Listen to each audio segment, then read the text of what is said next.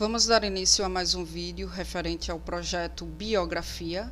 No vídeo de hoje eu vou conversar um pouco com vocês sobre Sócrates, falar um pouco sobre a vivência, dar uma abordada básica na biografia de Sócrates, Então, Sócrates, ele nasceu 470 anos antes de Cristo e veio a falecer 399 anos antes de Cristo. Foi um filósofo grego, é referência central na filosofia ocidental, e o princípio da sua filosofia estava na frase "conhece-te a ti mesmo". Foi um filósofo que não deixou obra escrita, mas outros filósofos como Platão, Aristófanes, Aristóteles se encarregaram de propagar sua filosofia. Sócrates, ele nasceu em Atenas no ano de 470 anos antes de Cristo.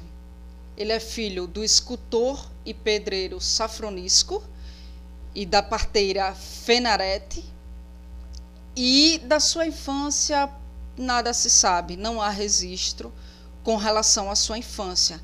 O que se sabe é que ele é filho desse escultor e pedreiro chamado Sofronisco e da parteira Fenarete, mas nada além disso.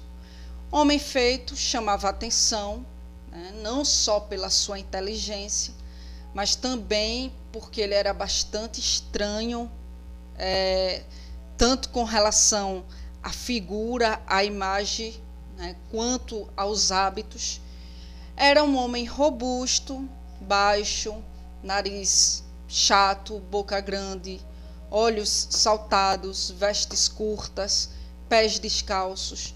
Costumava ficar horas e horas mergulhados em seus pensamentos. Quando não estava meditando solitário, ele conversava com seus discípulos, procurando ajudá-los na busca da verdade.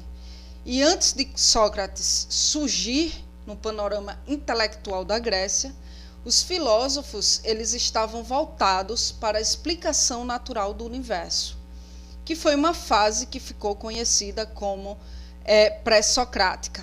E aí, no final do século V a.C., iniciou-se a segunda fase da filosofia grega, que ficou conhecida como socrática ou antropológica, onde a preocupação de maior vulto, de maior ênfase, se relacionava com o indivíduo e a organização da humanidade.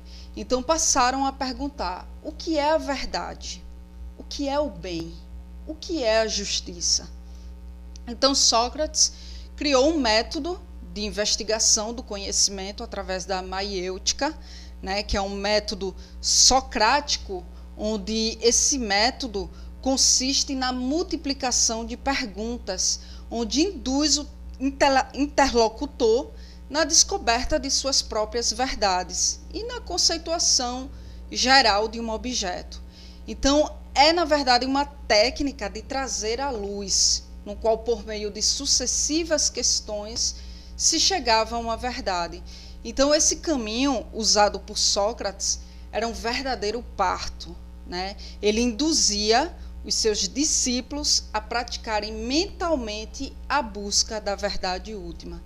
O princípio da filosofia de Sócrates, como eu já falei anteriormente, estava na frase "conhece-te a ti mesmo". Então, ele queria dizer o quê? Que antes de lançar-se em busca de qualquer verdade, o homem deve antes analisar-se e reconhecer a sua própria ignorância. Sócrates inicia sua discussão e conduz seu interlocutor a tal reconhecimento. E aí, isso se dá através do diálogo, que é a primeira fase do seu método, em busca da verdade. Então, para ele, existiam verdades universais, válidas para toda a humanidade, em qualquer espaço e tempo. E aí, para encontrá-las, era necessário refletir sobre elas, descobrir suas razões. Então, conta-se que no oráculo de Delfos, para quem não conhece, o oráculo de Delfos era o mais importante centro religioso da Grécia Antiga, e aí se conta que nesse centro religioso, chamado de Oráculo de Delfos, o deus Apolo, porque esse centro era voltado para o deus Apolo, e aí o deus Apolo, ele declarou que Sócrates era o homem mais sábio de Atenas. E Sócrates que costumava dizer: só sei que nada sei. Então é uma frase que se tornou uma síntese de seu pensamento, e aí, a partir dessa frase, conclui-se que era sábio. Ele era sábio, porque era o único que sabia que nada sabia. Era o único que era amante do conhecimento, mas não se via como um detentor desse conhecimento, né? Política e moral eram temas frequentes em Atenas. E Sócrates achava que a polis, né? A polis era o modelo das antigas cidades gregas, né? Sócrates achava que essas polis deveriam ser governadas por aqueles que detinham o conhecimento. Seria uma espécie de aristocracia dos sábios. Para quem não sabe, a aristocracia é uma parte de um povo que governa, geralmente um povo que é de classe alta, que tem posses, mas nesse caso seria uma espécie de aristocracia dos sábios, aqueles que eram detentores de conhecimento. Seriam para Sócrates, o governo da cidade deveriam ser destinados a essas pessoas. Então, o filósofo, ele não era a favor da democracia grega, como era o que era praticado em Atenas na época, e Sócrates acreditava na imortalidade da alma. E aí foi com essa crença que, condenado à morte pelos governantes de Atenas, Carla, por que ele foi condenado à morte?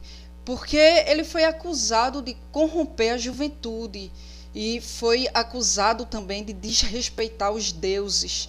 E aí, quando condenado, ele não aceitou ajuda para fugir da cidade, porque ele acreditava na imortalidade da alma. Então, para ele, morrer tanto faz, porque ele iria continuar eterno. E aí, da condenação à sua sentença, Sócrates preferiu manter-se em Atenas, aproveitando o momento para discutir essa imortalidade da alma com seus alunos. E aí ele foi condenado a tomar cicuta, que é um tipo de veneno letal, e veio morrer em 399 anos antes de Cristo. Então aqui finalizo mais um vídeo referente ao projeto Biografias. Quem quiser entrar em contato comigo, pode entrar em contato através do meu Facebook, onde o endereço, o link para entrar no meu perfil vai estar aqui embaixo no comentário do vídeo, e o link dos meus demais canais também vai estar embaixo no comentário do vídeo. Quem não utiliza Facebook, quiser entrar em contato comigo através do meu e-mail, anacarla.araújo2803@gmail.com.